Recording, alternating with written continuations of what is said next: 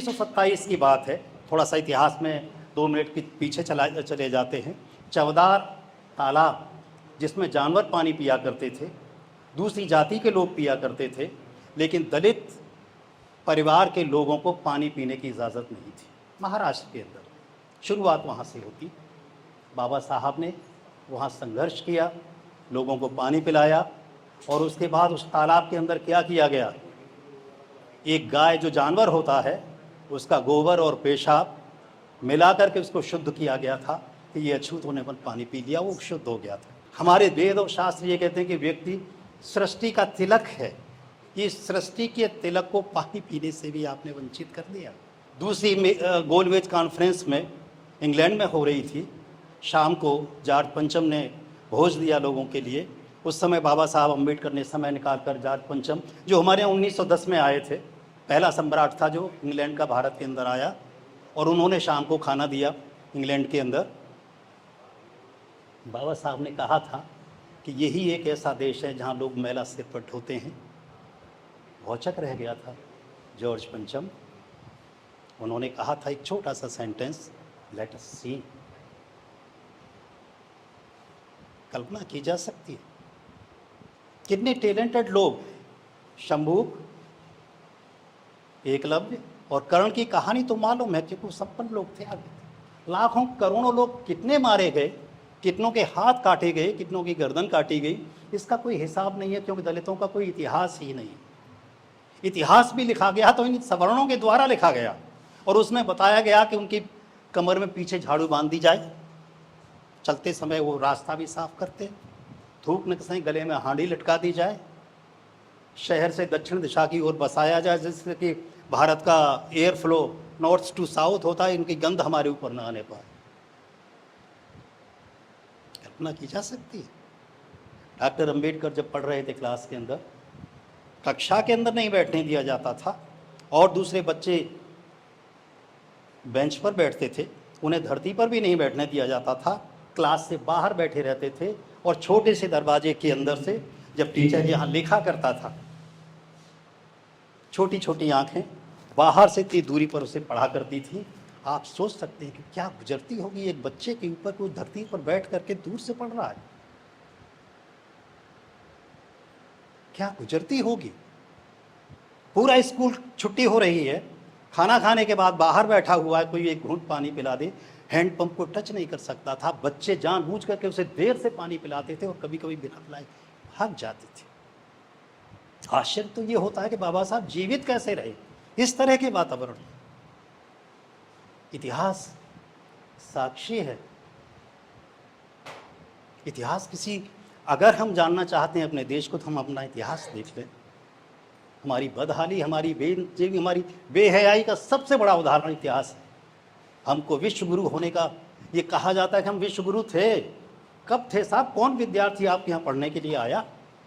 कौन सा रजिस्टर है जिसमें किस देश के बच्चों का नाम लिखा हुआ है? आपने अपने देश के बच्चों के हाथ काट डाले, सिर काट डाले, धकिया करके बाहर कर दिया। आपने मोहल्ले के, पड़ोस के, गांव के, देश के बच्चे को तो पढ़ने नहीं दिया। आप हिम्मत करते हैं कि आपने विदेशी को पढ़ाया होगा? अगर पढ़ाया भी था, जानना चाहते हैं तो सुन लीजिए। कुछ अंग्रेजों ने संस्कृत पढ़ने की कोशिश की थी। पढ़ाने वाले महाराज उससे कम से कम 20 कदम दूर बैठते थे, 2 जोड़ी कपड़े उसी से मंगाते थे, जिससे हम पहनेंगे और उतार कर दूसरा रखेंगे, लेकिन पैसा जरूर हाथ से ले लेते थे।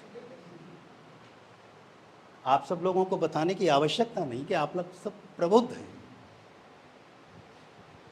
बड़ी पीड़ा होती है, और पीड़ा शब्द भी उस पीड़ा को अभिव्यक्त नहीं कर पाता कि उन लोगों ने कैसे झेला होगा। हजारों साल, 10,000 साल का इतिहास। आज कोई हमसे कह दे कि हम पानी नहीं तुम्हें पिलाएंगे, क्या गुजरती है। और उन बच्चों के ऊपर, उन महिलाओं, बहन बेटियों की आबरू तो उतार सकते हैं आप, उनका गौरव नष्ट कर सकते हैं, लेकिन उन्हें सम्मान नहीं दे सकते। एक एक आदमी 2-2, 3-3, 4 दलित महिलाओं के साथ में रह सकता, विवाह कर सकता। 20 में था वुमेन, 2 बार जन्मने वाले अर्थात द्विज, अपर कास्ट के आदमी के साथ रह सकते। ये ऐसी कहानी है जो कभी खत्म नहीं होगी। बाबा साहब अम्बेडकर ने इसको देखा जब वो इंग्लैंड में पढ़ने गए, अमेरिका में पढ़ने गए। अभी खबर आई, अमेरिका ने ये कहा कि अगर अम्बेडकर जैसा आदमी हमारे देश के अंदर पैदा हुआ होता तो निश्चित रूप से अमेरिका और न जाने कितना आगे हो गया होता। वो पढ़ने गए, उन्होंने देखा यहाँ तो जाते नहीं है, सभी लोग कैम्ब्रिज यूनिवर्सिटी में, लंदन स्कूल ऑफ इकोनॉमिक्स में, कोलंबिया यूनिवर्सिटी में सब लोग पढ़ रहे हैं, उनका बड़ा सम्मान था। लेकिन यहाँ लौटकर जब आए, बड़ौदा नरेश के यहाँ मिलिट्री सेक्रेटरी की उन्हें नौकरी मिली, तो वहाँ का चपरासी जो लोअर रैंक में होता है, उनके सामने फाइल पटक कर फेंकता था दूर से। उनके पीने के लिए पानी अलग रखा जाता था। नौकरी छोड़नी पड़ी, चले आए, किसी ने बात नहीं पूछी। कहानी बड़ी पीड़ाजनक है। जितना डॉक्टर साहब सामने हैं, इसको अभिव्यक्त करना वही समझ सकता है जिसने इसे झेला हो। बाकी के तो सब है कि अरे सब ठीक था। जिसकी पीड़ा जो स्वयं झेलता है कि उसकी बहन, उसके सामने उसकी माँ और बहन की बेइज्जती की जा रही है, बाप की मूंछें उखाड़ी जा रही हैं और कुछ नहीं कर रहा, क्योंकि ये दास और उस तरह की गुलामी का सबसे बड़ा प्रतीक था। बहुत समय हो जाएगा, आप सब लोगों की बात भी सुननी होगी। हाँ, हम इस देश के नागरिक हैं और मैं एक बात जरूर कह दूं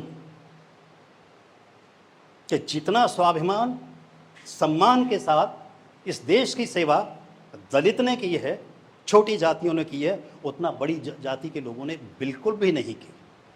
आज भ्रष्टाचार की लिस्ट उठाकर देख लीजिए, उसका परसेंटेज कितना है और दलित का परसेंटेज कितना है।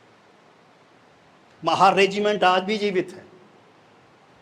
कोहिमा के अंदर सेकेंड वर्ल्ड वॉर के अंदर इसी एक रेजिमेंट ने वहाँ जापान को घुटने टेकने पर मजबूर कर दिया था, लेकिन हमें अवसर नहीं दिया गया। लिखा हुआ है, कोहिमा आप लोग जाएं कभी तो उसमें टिकट देख लीजिए। लेकिन उसकी देश के प्रति वफादारी इतनी थी कि जब उन अंग्रेज़ों ने कहा कि आप सुभाष जी की सेना आज़ाद हिंद फौज पर गोली चलाइए, उन्होंने हथियार डाल दिए थे कि हम अपने देश के भाइयों के ऊपर गोली नहीं चलाएंगे। ये गौरव किसी दूसरी जाति की सेना को नहीं मिलता, देखने को नहीं मिलता। दलित बहुत वफादार होता है, बहुत देश के प्रति उसका सम्मान होता है। मैं यही निवेदन करूंगा कि हमारी नई पीढ़ी, क्योंकि माँ और बहनें और बाप जब बच्चा स्कूल जाता है तो बता देती हैं उसके साथ मत बैठना, वो दलित है, उसका खाना मत खाना, उससे अपनी टिफ़िन मत छूने देना। अब ये शुरुआत मत कीजिए। आप बहुत पिछड़ चुके हैं, कहने को तो आप बहुत आगे हैं, आपकी सड़कें बन रही हैं, हवाई जहाज उड़ रहा है, लेकिन अब भी मानसिक रूप से आप बहुत पिछड़े हुए हैं। भाई विजय जी, समय दे दिया, बहुत लोग होंगे मुझसे अच्छी बात कहेंगे। बहुत बहुत धन्यवाद। शर्मा जी।